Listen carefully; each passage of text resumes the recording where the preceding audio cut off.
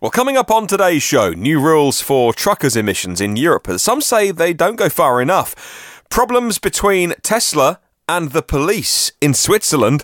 How can I help you, officer? And the VW Christmas card teases yet another ID model. Well, good morning, good afternoon and good evening. In fact, wherever you are in the world, welcome to EV News Daily. It's the end of the week, and for many, it's the last working day before Christmas, Friday 21st of December 2018. My name is Martyn Lee, and I've been through every EV story I can find today and picked out the very best ones for you. Thank you very much to myev.com for helping me make this show. They do provide all the help that I need to make sure this show gets made every single day. They, in return, are very busy, actually, building the world's first peer-to-peer marketplace for electric vehicles. Whether you are buying or selling or at the moment just learning about EVs, check out myev.com.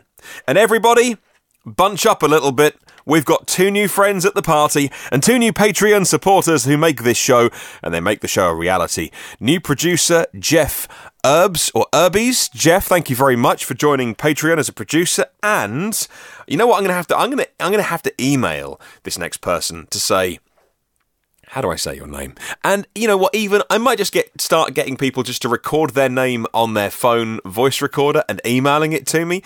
His name is Lezek, and I think maybe it's Grizil or... I don't know. Anyway, Lezek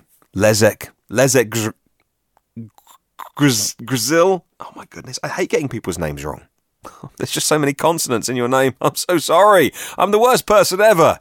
Let me know how I should say your name. I think it's the most respectful thing to get someone's name correct, if you know what I mean. It's just something that I like to get right. Thank you to both of you for being new Patreon producers. Let's start with some emissions news here in Europe today, and some breaking news, actually. Well, it's probably not by the time you listen to this, but it's breaking for me now when I'm recording it. EU environment ministers have just called for truck CO2 emissions to be reduced by 15% in the next 7 years, 2025, and 30% by 2030 compared to current levels. The European NGO, which is Transport and Environment, T&E. They responded by saying the decision is an important step in agreeing the EU's first ever CO2 reduction targets as soon as possible, but they warned that the ministers' ambitions fall far short of what's required to meet Europe's 2030 climate targets and help hauliers reduce their CO2 emissions and fuel costs as well. A majority of countries, including key truck manufacturing nations, those like France, Sweden, the Netherlands, they were all calling for more ambitious and more incentives for zero and low emission trucks. But they did accept the compromise. That compromise was needed to avoid a blocking minority led by the Germans.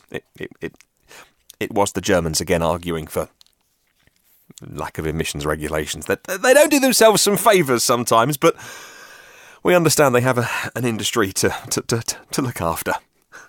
However, T&E also welcomes that the sales benchmarks will also take into account the freight activity of different low and zero emissions trucks. Now, already 40% of hauliers are saying that they might want to buy at least one or maybe a few hybrid or full electric trucks in their next purchase, according to the automotive consultant Bain and Company.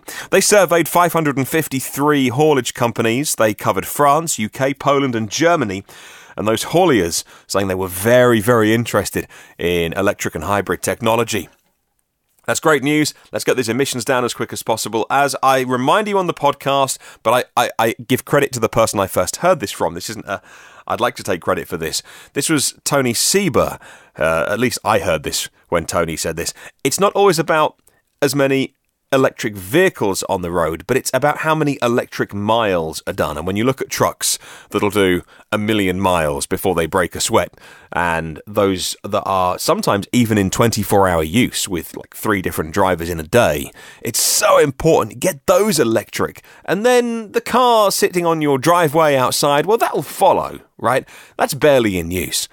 If we can electrify those very heavy polluters, we do just so much for air quality in our towns and cities. One country that is particularly beautiful and the air is sweet in Switzerland, and they are very forward-thinking. In fact, the Swiss police have just purchased the first of 8 Tesla police cars. However, there's a problem. And it's quite a serious one. You see, the thing is about police cars, you don't always want them to be tracked. You don't really want to know that someone is looking over where your police cars are going, for obvious reasons. Data protection, things like that. According to the local.ch, there are fears that a planned rollout of new Teslas for the Swiss police could all come down to how connected the cars are. They listen in on drivers because certain key commands are voice activated. Well, data from the voice recordings could theoretically be used. Now, Tesla are obviously very obsessed with security, but in theory, they could be used and listened to. Tesla can access information as well on the location of all of their cars. They do state that this option is limited to a small number of personnel.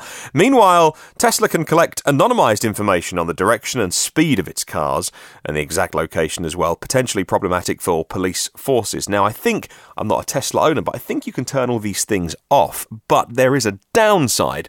Less connectivity with the mothership, let's call it, does lead to some compromises with your car in terms of things like updates and support and all those kind of things. So you want to leave that data turned on if you can, but still, you don't really want to know that someone is watching where police cars go. Again, Tesla, particularly obsessed with security.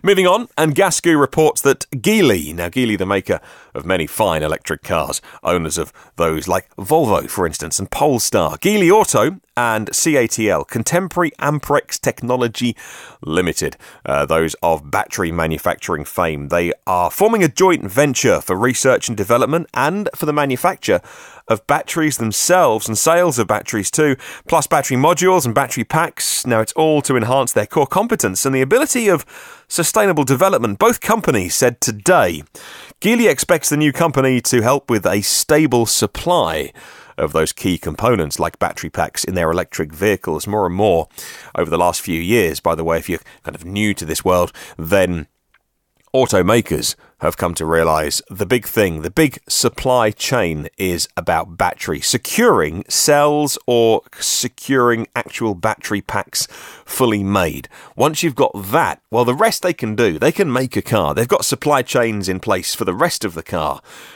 But the batteries are the key. And so a new company being formed between Geely and CATL, a new partnership, if you like.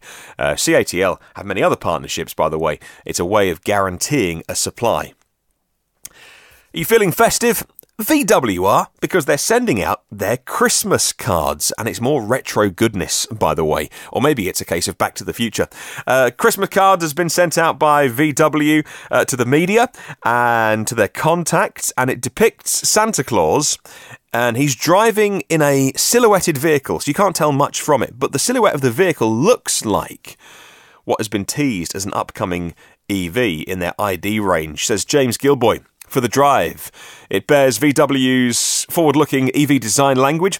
The vehicle is reported to be a member of the ID family, and specifically, it looks like a modernisation of the famous Myers-Manx beach buggy. It was originally based on the VW Beetle, the beach buggy, and it looks like an updated version of the beach buggy using the ID. The concept vehicle is more than just someone on Photoshop having a laugh, according to Autocar. They do say that this could be coming, and along with, of course, the VW camper van as well. What one was that? Was that the Buzz? I've got confused with my Buzzes and Crosses and all the Z's in the names.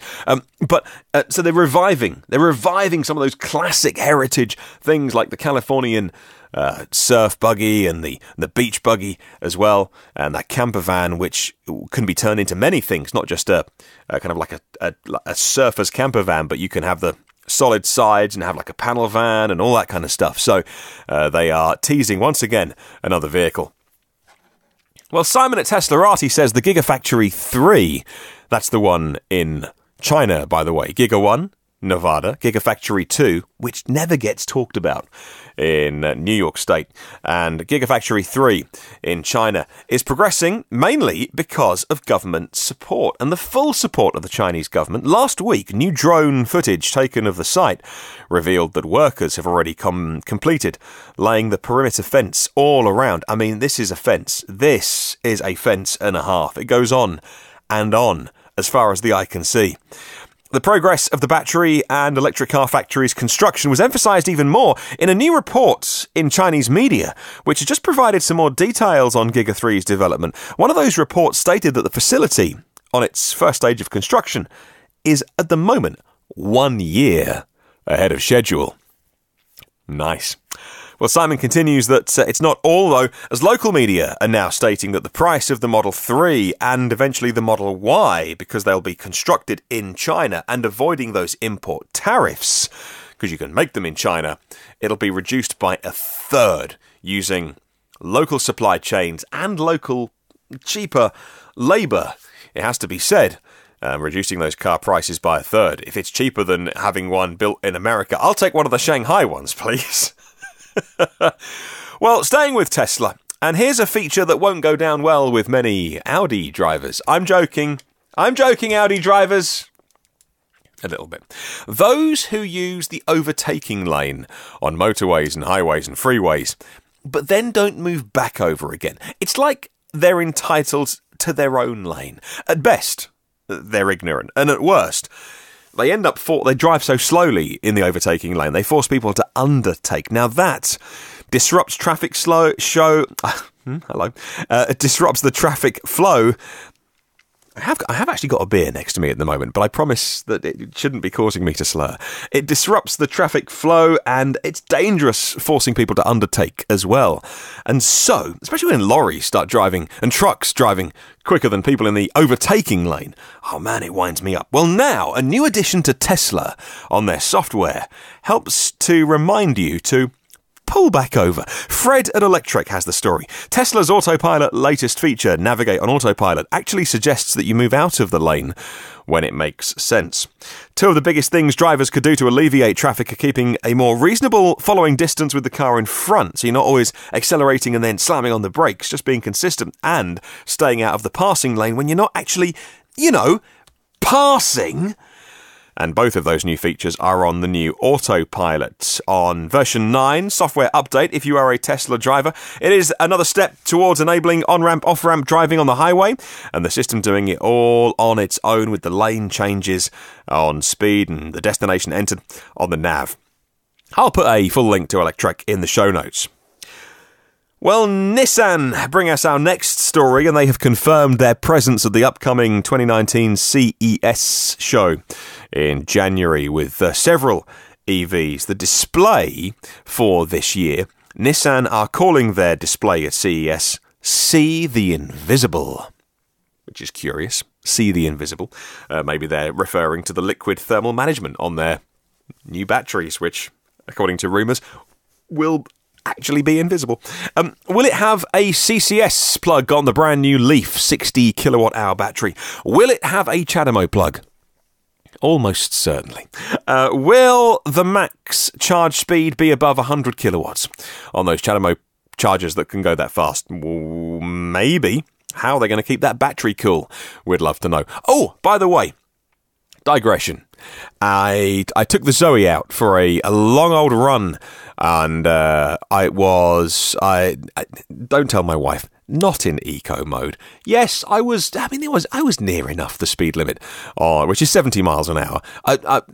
I was at the speed limit, let's say that. And I went for a pretty long distance and then pulled into the motorway services and got straight on a rapid charger. And finally, for the very first time, heard the Zoe's fans going, keeping the battery cool. Now, I knew that, this is by the way, if you don't have the Zoe where you listen in the world, this is a really cheap city car with a small 22 kilowatt hour battery. Cost me nothing to buy, and yet that still has active thermal management. And so I'd got the battery nice and hot. It was 5 degrees Celsius yesterday, and then plugged it into the Rapid and finally heard the fans whirring away. That was it was an emotional moment. It wasn't that emotional, but you know what I mean. I was like, oh wow, finally got the battery hot enough for it to start to cool itself down.